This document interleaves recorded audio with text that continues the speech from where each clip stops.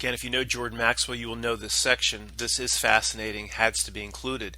One only need to examine the language relationship of money to water, the relationship of money to water, to prove without any doubt language was laid down in a precise way by someone or something in advance. This is mind-boggling. It's no coincidence that this all ties together. No coincidence at all. If you have money, you are liquid. A river bank directs the flow of water or current to the sea. Thus we have currency. If you have no money left, you are under water. Overextended debtors will soon be liquidated. Your spendthrift brother is spending money like water. A thief will steal his money and then launder it. Launder, a little bit of a stretch, but another word that in somehow relates back to water or liquid, or at least the process of using a liquid to clean. If a person is drowning in debt, a friend may float him alone. Also, a banking term that describes something that can happen when money is transferred is called float. A person may be in danger of having their bank account frozen. He must work hard to keep his business afloat. And he may be tempted to go see a loan shark. His money will be put in the bank by using a deposit slip. A slip is where a boat is tied up.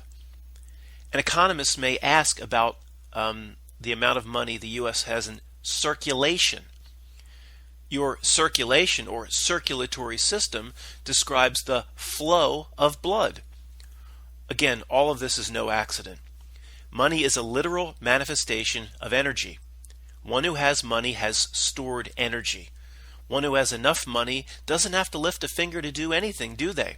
From meal preparation to lawn mowing. In a very similar sense to the last section, your life on this earth is also amazingly described with never-ending water terms. You have citizenship, a ship of the water. Citizenship. We have friendship, hardship, leadership, even worship. A harbor master births a ship. Your mother gave birth to you, first by her water breaking and then releasing you to the world through the birth canal. A ship uses a canal to deliver goods.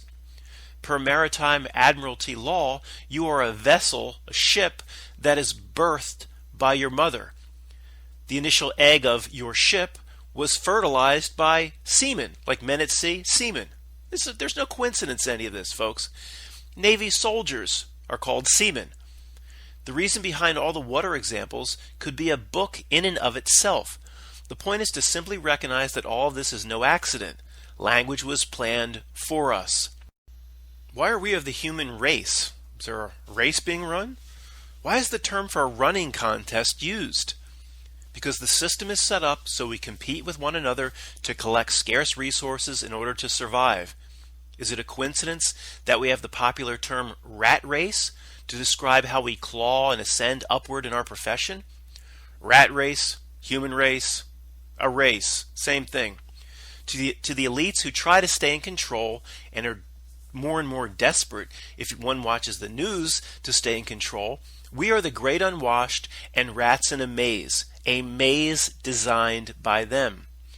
Do you see the word coin in coincidence, which alludes to the flipping of heads or tails in a game of chance? We say heads because from time immemorial, our exalted leaders have been putting their big fat faces on one side of a coin.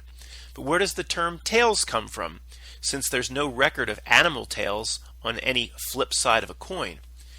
The term simply describes what is considered the general opposite to the head, as an animal would have a tail on the other end.